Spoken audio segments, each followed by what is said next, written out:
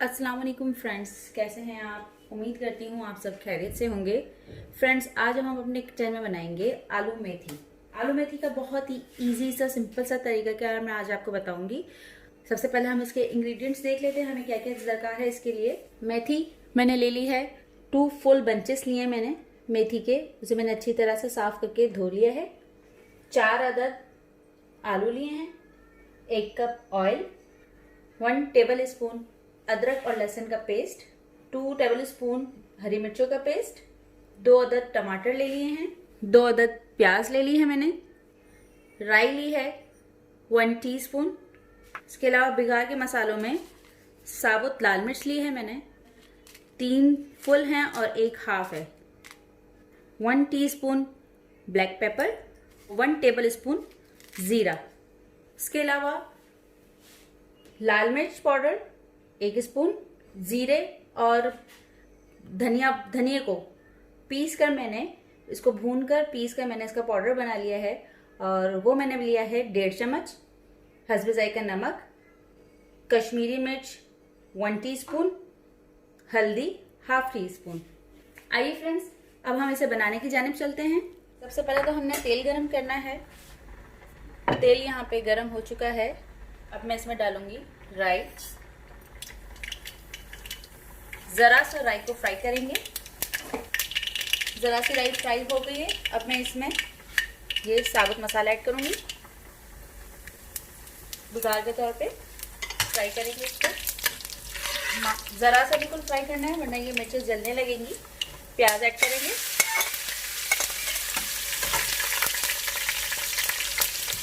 प्याज को थोड़ा सा गोल्डन ब्राउन होने तक फ्राई करेंगे। थोड़ी सी प्याज फ्राई होगी, इसके बाद हम अदरक लहसुन का पेस्ट ऐड करेंगे और इसको भी इसके साथ फ्राई करेंगे। प्याज को गोल्डन ब्राउन होने तक इसे फ्राई करेंगे। ये देखिएगा फ्रेंड्स, प्याज जो है वो हमारे पास फ्राई हो चुकी है। अब हम इसमें मेथी ऐड करेंगे।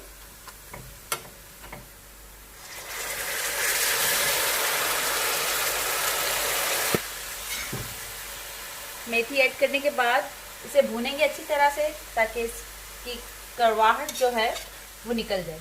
अच्छी तरह से भूनना है इसे आपने, पानी भी खुश्क हो जाए, इसकी कड़वाहट भी निकल जाए। फ्लेम को हाई रखेंगे, इसका पानी खुश्क करेंगे और इसे भूनेंगे अच्छी तरह से।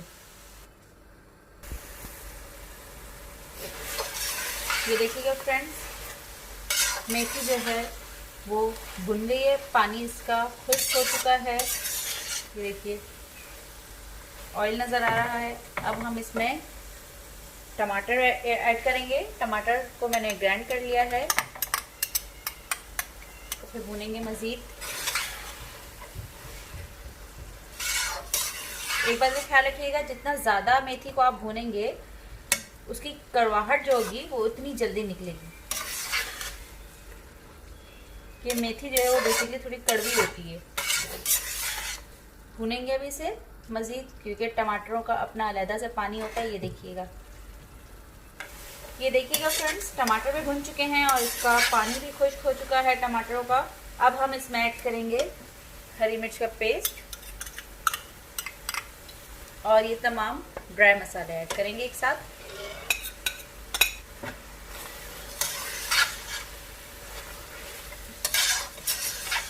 भुनेंगे इसे अच्छी तरह से। ये देखिएगा ऑयल जो है वो सेपरेट हो चुका है। अब हम इसमें आलू ऐड करेंगे। ये देखिए आलू ऐड करेंगे अब हम इसमें, मिक्स करेंगे अच्छी तरह से। आलू को मज़ीद कुछ देर भूनेंगे और फिर हम इसे स्लो फ्लेम पे पकने के लिए छोड़ देंगे।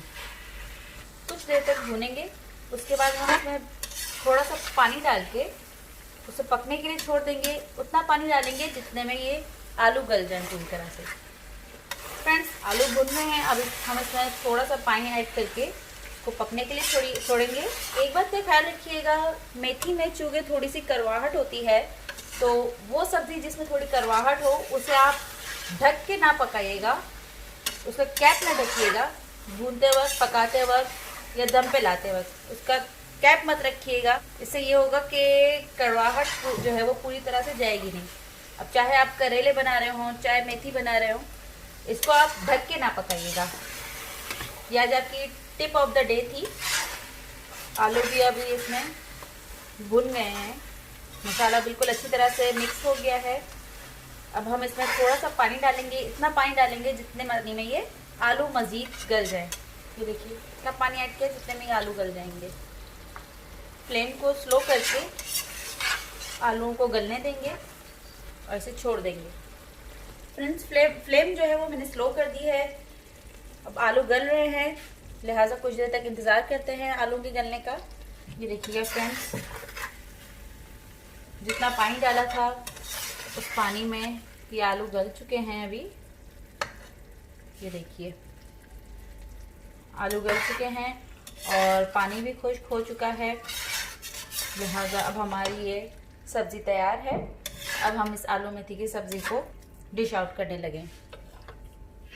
ये देखिएगा फ्रेंड्स, मज़ेदार से हमारी आलू मेथी की सब्ज़ी तैयार हो गई है। इसे मैंने डिश आउट भी कर लिया है और अब आप देखिए बड़ी मज़ेदार सी लग रही है, बहुत खूबसूरत सी इसकी शक्ल आई है, खाने में भी बड़ी मज़ेदार होगी है। मैं इसे अब ट्राई करने लगी हूँ। गरम गरम रोटी के साथ इसे खाइएगा, बहुत ही ज़्यादा मज़ा देगी। ट्राई कीजिए। कैसी लगी आपको ये मेरी रेसिपी, मुझे कमेंट करके ज़रूर बताइएगा। अल्लाह हाफ़िज़।